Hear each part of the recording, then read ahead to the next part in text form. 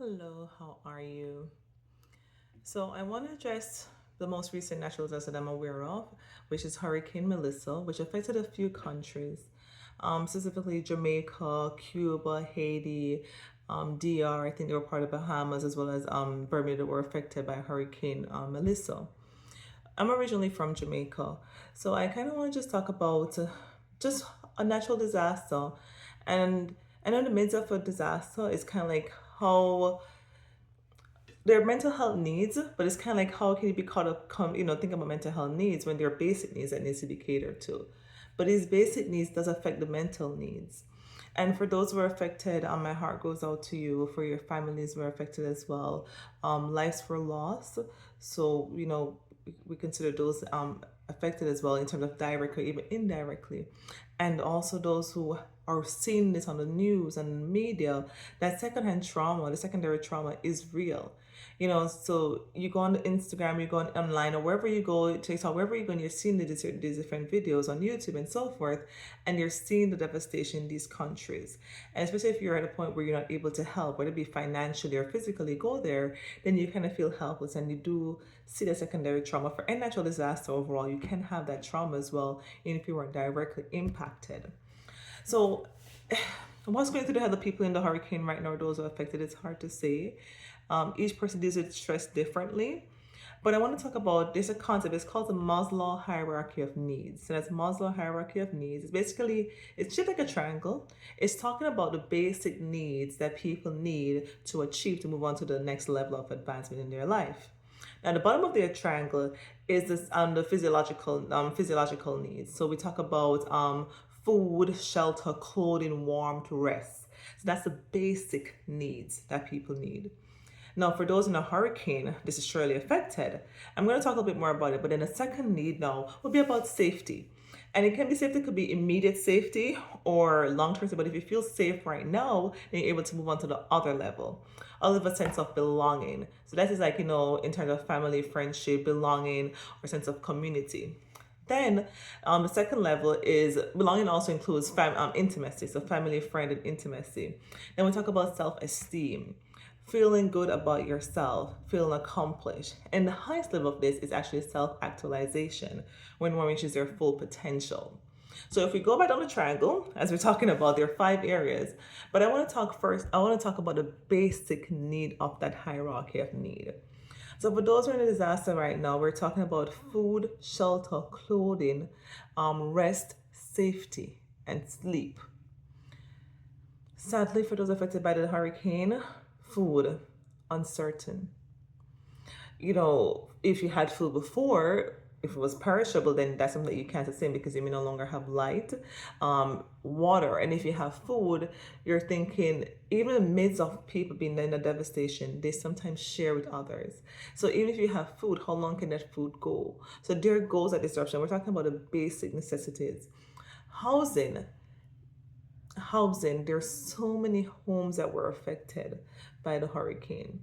A lot of people are in shelter, and if you're someone who's not used to being in a shelter in a situation like that, it can take a toll on you. And then we talk about clothing. Items were lost, clothing were lost, belongings were lost. We're talking about sleep. Now, if you don't have food, you don't have shelter, you don't have clothing, it's hard for you to rest. It's hard for your mind even to relax. And if you're there and you have somewhere to lie and to sleep, potentially, can you really rest? That warmth that you need. And we're talking about babies. Things because these are affecting entire families. So it's one of those things where it is so exhausting, physically, emotionally, mentally exhausting. Not to mention financially, because if you didn't have the money before and in this situation, it's going to even be harder to get the funds. So it's just one of those things where it's like the mental exhaustion and fatigue and stress. And if you already have pre-existing factors like depression before, this an environment that's going to cause you to feel more depressed because now you feel helpless. So now it's like going on to the higher needs of safety. So if your food, shelter, and clothing are interrupted and you're hungry, you have nowhere to sleep, you have nothing to wear, then you will not feel safe. So we're talking about basic needs that triangle is not fulfilled. How can you move on? How can you go to feeling safe?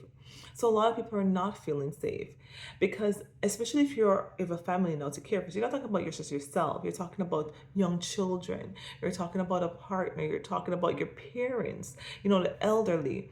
You know, not being able to provide those people, that is a lot.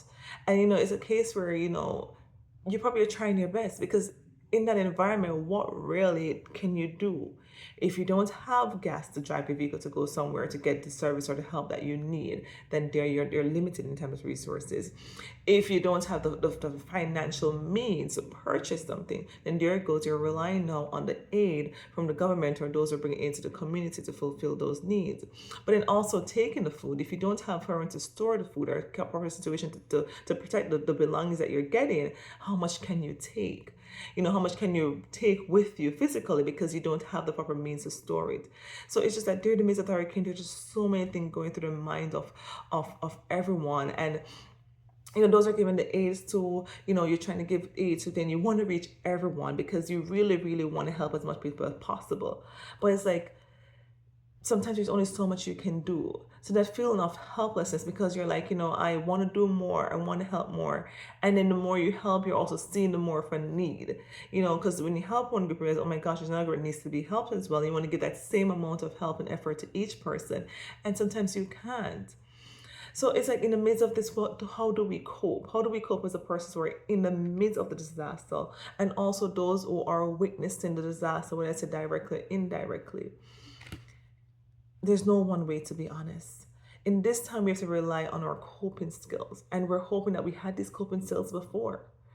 And sometimes this because maybe developed in the midst of this disaster. So, for example, for those who are in the midst of the disaster, who are dealing with a direct impact of the hurricane, my wish for you in this time is to rely on the abilities and the skills that you had before, if you had those. It's nothing, maybe it's nothing you ever experienced before. So I can't say, think about a time when you went through this because you've never gone through a hurricane before. But think about a time when you were faced with a difficult situation. What did you do? Think about a time when you had limited resources, but you had to, and you were able to rise above that situation and to accomplish something. Set small goals. So if today, let's say your home was flooded, and today, the small goal that you can today is to clean one room.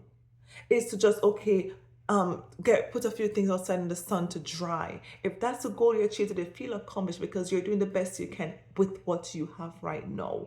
There's some things that are just beyond our control at this current time. Because I say, if you don't have gas to drive your car to go somewhere, if you never had a car to begin with, there's no taxis running, there's no public transportation, so you don't have that resource. But in the midst of where you are, look at where you are. If you're in a shelter, you say, you know what, I'm in a shelter in that corner that I'm at. I'm going to try to control and keep that corner the best clean way possible because I'm going to try to have some control. Think about the time when you were faced with a difficult situation. I said, how do you navigate it? Think about the fact that there are other people there, and though not everybody may not be in the same situation, that there are people there, and rely on that support. Accept it in the sense that you're accepting it because you are in a situation where you need to accept it. These are not hand-me-downs. These are people who are really coming to help those in need. And sadly, right now, if you're a person in a hurricane, you may be in need. And maybe you probably never saw yourself thinking about being in that need. And it's kind of like, how do you focus? If you have young children, what do you say to them? How do you explain to them what's going on? How do you shield them from it? Because you can't. So it's one of those things to think about and to how you're going to navigate it. For the young children, it's hard to create normal state, like what's normal for them, like a normal situation. If you have, if they can read, you guys just start reading the can label, reading little things, identifying letters, identifying things in the can. Oh, let's say, or ABC, or look at the things that you have around you. You get a piece of clothing. If it's a young child, oh, what color is this blouse? Whatever you have, just try to keep them engaged as much as possible. I know it's a big responsibility for parents because you're there thinking about how you can navigate this disaster. And then you have to think about that while still being present to care for your child with limited resources and probably very, very deplorable conditions as well. So it is a lot for one person. Now, for those who need medications, we have medication for your mental illness or, whatever medical illness you have, diabetes, high blood pressure, whatever you have, and you can't get that. But you're supposed to control your stress because you can't get your medication. So it's just so much that's happening. So It's to rely on each other, but also to realize that right now you do the best you can with what you have right now. So if you have a piece of clothing, whatever you have, you're going to try to, in that environment, do the best you can. As I said, small goals. So you get up each day and you're going to say, I'm here today, and today I'm going to be hopeful for today. So you may not know where the next meal is coming from, but it's a case where, if you can seek out resources, if you ask about each other. This is where community comes in, because community is so important during this time. Now, for those of us who may not be directly impacted by the hurricane, how can we help? Now, if you're local, let's say you're in Jamaica or in Cuba, or you're in Bermuda, wherever you are, and let's say you have power and you want to help, but you don't have the resources like those celebrities to go offer this great aid because you just don't have it. Now, think about small things that we can do. If you have electricity, right, and you want to help, but you're thinking, I don't have the resources to go into a home and help, or local hospitals, because people are still getting sick and people are going to keep getting sick right now. So go to your local hospital, and I can look at police station and say, you know what, I have power. Maybe I can take home the uniform of the workers who start to show up to work each day to care for people who may not even have empowered themselves at their home.